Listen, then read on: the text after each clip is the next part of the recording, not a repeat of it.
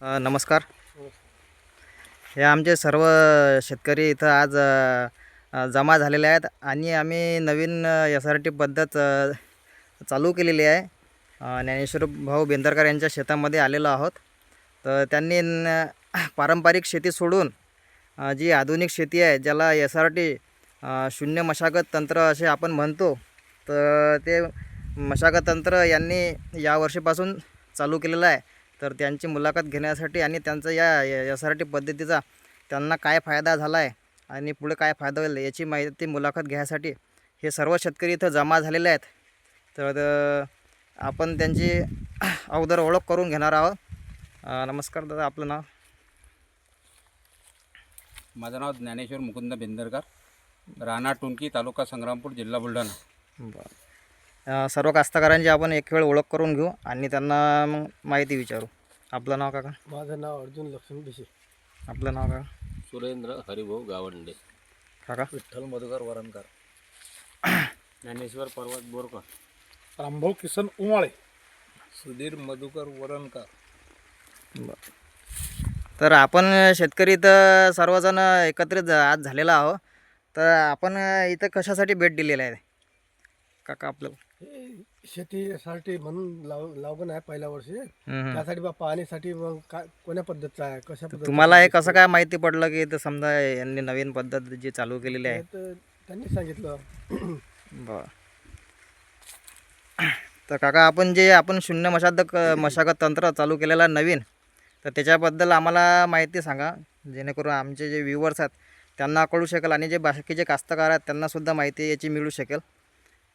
तर हे जे तंत्र आहे हे सगुणा राईस टेक्नॉलॉजी म्हणजे शून्य मशागत तंत्र. आणि याच्यामध्ये कसं आहे की एकदा बेड तयार केले शेतीमध्ये, म्हणजे सर्व आपले कामगिरी वगैरे करून आणि बेड तयार केल्यानंतर आणि त्या बेडवर आपण पिकं काढायचे आणि हे जे जुने अवशेष आहेत पिकाचे, दसकटो वगैरे, हे जमिनीत जसेच्या तसे ठेवायचे आणि पुढील पिकाची पेरणी करायची.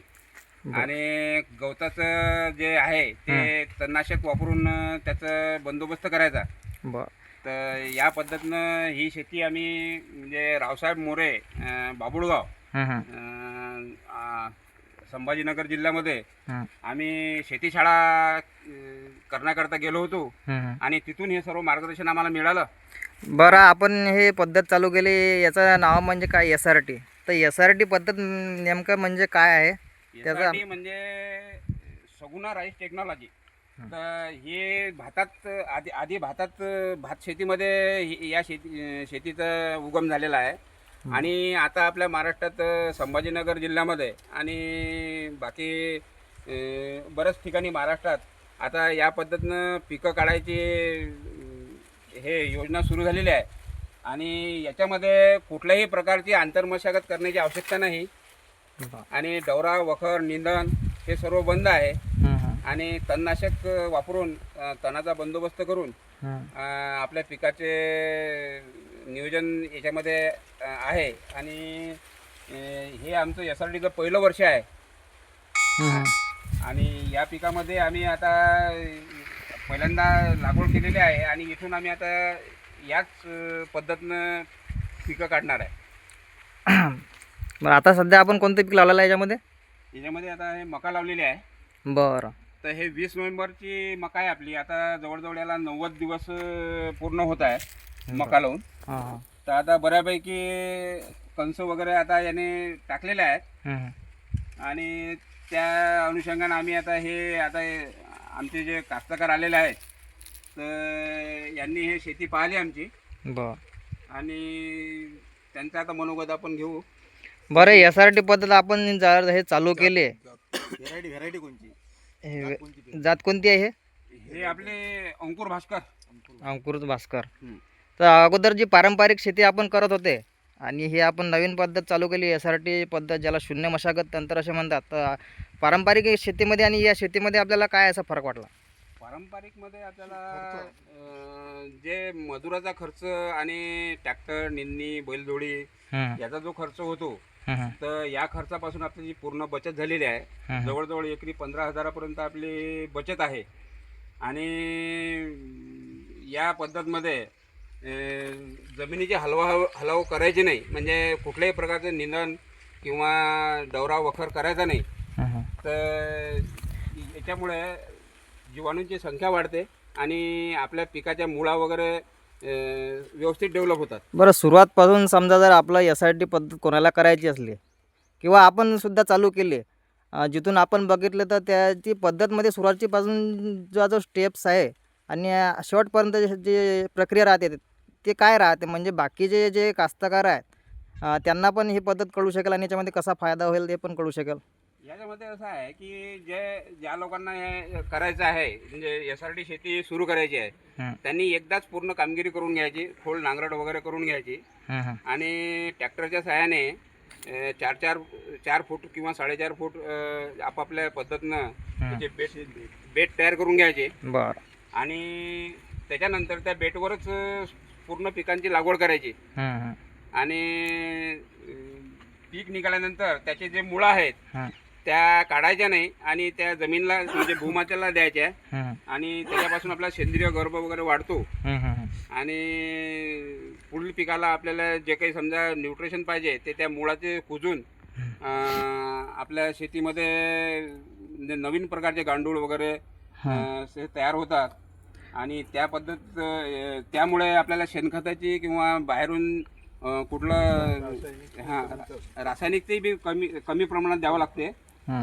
पण शेणखत टाकायची आवश्यकता पडत नाही, कारण की हे कुजून आपल्याला त्याच्या चांगल्यापैकी सेंद्रिय गर्भ आपल्या जमिनीचा वाढतो. बरं, आपण SRT म्हटलं म्हणजे शून्य मशागत तंत्र, याच्यामध्ये आपण असं समजलं की याच्यामध्ये खर्च खूप कमी आहे आणि उत्पन्न जास्त आहे. तर हा जो आपला खर्च आहे हा असा कुठं कमी झाला जेणेकरून आपल्याला त्याचा फायदा झाला? आता आम्ही असं केलं की हे बेड टाकल्यानंतर आम्ही टोकन यंत्रानं याची पेरणी केली. बरं, आपण बेड तयार केले समजा, तर याची प्रोसेस कशी काय केली अगोदर जी बेड तयार करायची? आणि आधी सर्व याची नांगरट वगैरे ते काही जे कामगिरी आहे ट्रॅक्टरची ती पूर्ण केली आणि जमिनी भुसभुशीत करून रोटर मारलं. 4 फुटावर बेड तयार केले. 4 फुटावरती. आणि नंतर मग टोकन यंत्राने एका बेटवर 2 तास आणि एका ठिकाणी 2 बिया जास्तीत जास्त कशा लागतील अशा हिशोबाने ते टोकन यंत्राची आम्ही मांडणी करून आणि याची पेरणी केलेली आहे. बरं, बेड आपण मग तयार करून घेतले, तर हे बेड मग एक वेळेस तयार करून द्यायची की दरवर्षी हे बेड तयार करायची प्रक्रिया हे करावी लागते? नाही, आता हे एकदा बेड तयार केले की याला जवळजवळ 5-7 वर्षापर्यंत हात लावायची जरूरत नाही. आणि या बेटवरच आपल्याला आलटून पालटून पिकं घ्यायची. आता मका पेरली तर पावसाळ्यात आपण तूर किंवा कापूस, सोयाबीन आपण घेऊ शकतो. म्हणजे आपला जर असे म्हणणं आहे की आपण एक वेळ समजा जशी कामगिरी करतो तशी कामगिरी एक वेळ करून घ्यायची, एक वेळ नांगरटी करून घ्यायची, रोटर मारून घ्यायचं आणि एक वेळ बेड तयार करून घ्यायचे आणि 5 ते 10 वर्ष समजा 6-7 वर्ष ते बेड आपले चालतील आणि मग बाकीची त्यानंतर कोणतीच कामगिरी शेतामध्ये आपल्याला करावी लागत नाही. म्हणजे जो दरवर्षीचा जो खर्च आहे, कामगिरीचा खर्च, नांगरटीचा खर्च आणि रोटरचा खर्च, तो खर्च आपला वाचणार आहे समजा. पूर्णच खर्च वाचणार आहे, निंदणी नाही आणि याच्यामध्ये वखर नाही, ट्रॅक्टर नाही, वखरणी डवरणी काही ही सुद्धा काम करायची नाही. कारण एक वेळ आपण बेड तयार केल्यानंतर यामध्ये कुठल्याच प्रकारची आंतरमशागत हे चालत नाही. आणि आपण सध्या हे जर बेड तयार करून घेतले तर याला मग पाणी जो वापसा द्यायचा आहे, पाणी द्यायचं काम पडतं, तर मी याचे नियोजन कसं आहे? हे ठिबक सिंचनच्या पद्धतीनं आम्ही पाणी देत आहे. म्हणजे जर आपण यासाठी पद्धत जर चालू करायची असली तर आपल्या जर रब्बी हंगामामध्ये आपल्याला याचं हे खरीप हंगामामध्ये जर आपल्याला ठिबक करावंच लागते समजा. स्प्रिंकलरनी पण चालतंय, पण जसं ठिबकचं जे आहे ते खत वगैरे द्यायला आपल्याला मजूर सांगायची आवश्यकता नाही आणि ठिबकच्या नळीनंच आपले खतं वगैरे आपण सर्व दिलेले आहे. बरं, मजुराचा आणखी कोणकोणत्या प्रकारचा जो इथं खर्च आहे तो आपला खर्च कमी होत आहे? आम्ही जेव्हापासून ही शेती लावलेली आहे, समजा टोकन यंत्राने लागवड केली त्याच्यानंतर याच्यामध्ये मजूर कुठल्याच कामासाठी आणला नाही. कारण की ठिबकनीच खतं वगैरे सोडले आणि फक्त तणनाशकची 1 फवारणी आणि अडीचे 2 फवारे, फक्त आपल्याला मजुराकडून करावं लागले. त्याच्यानंतर कुठल्याही प्रकारचा मजूर आपल्याला लागला नाही. बरं. तर आता आपण समजा नंतर याच्यामध्ये कोणतं पीक घेणार आहे? याच्यानंतर आपल्याला आता हे मका काढून आपल्याला याच्यात कपाशी लावायची आहे. बरं. आणि हे दुसरं शेत आहे आपलं इकडे बाजूला, हं.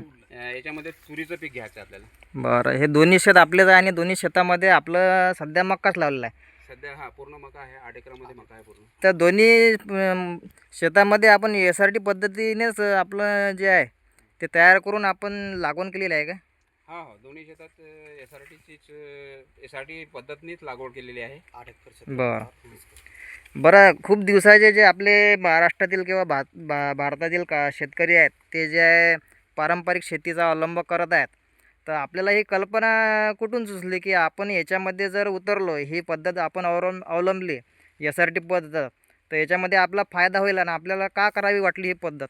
नाही, हे आता रावसाहेब पोटे, आपला रावसाहेब मोरे आणि हे याची संकल्पना आपल्याला कशी काय सुचली? पोटे साहेब यांचे यूट्यूबवर बरेचसे व्हिडिओ पाहिले हां हां. आणि थोडंसं असं वाटलं की आपण हे आपल्या मजुराच्या खर्चामुळे आपल्याला शेती परवडत नाही आणि आपण जे पाहिजे ते आपल्याला उत्पन्न आपल्या हातात राहत नाही. तर त्या हिशोबाने याचा जर विचार केला आणि आम्ही स्वतः तिथं शेती शाळा करायला गेलो आणि तिथून ही संकल्पना आम्ही पूर्ण म्हणजे आत्मसात केली आणि तिथून आम्ही पक्का विचार केला की आता यापुढे आपल्याला याच पद्धतीने पिकं काढायचे आणि हे मजूर वगैरे हे याला फाटा देऊन कमी खर्चात जास्तीत जास्त उत्पन्न कसं काढता येईल, तर त्याच्यामुळे आम्ही या पद्धतीचा अवलंब केलेला आहे. बरं. आता हे बेड तयार केले आपण, या बेडाचं जे समजा दुसऱ्याला का SRT पद्धत करायची असली तर बेडाचं अंतर, स्पेसिफिक अंतर काय सांगू शकाल? तसं शेताच्या पोतीनुसार आपापल्या वेगळे करू शकतात, पण त्यांनी सांगितल्या हिशोबाने तर ते 4.5 फुटाचं बेट असायला पाहिजे आणि 4.5 फुटावर जे झेबू यंत्र आहे ते झेबू यंत्रामुळे सर्व कामगिरी होऊ शकते. तर ते स्टँडर्ड जे आहे माप त्याचं ते 4.5 फुटाचं आहे. 4.5 फुटाचा बेड तयार करून घ्यायचा 4.5 फुटाचा बेट आणि त्याची जी हाईट जी आहे ती किती राहील मग?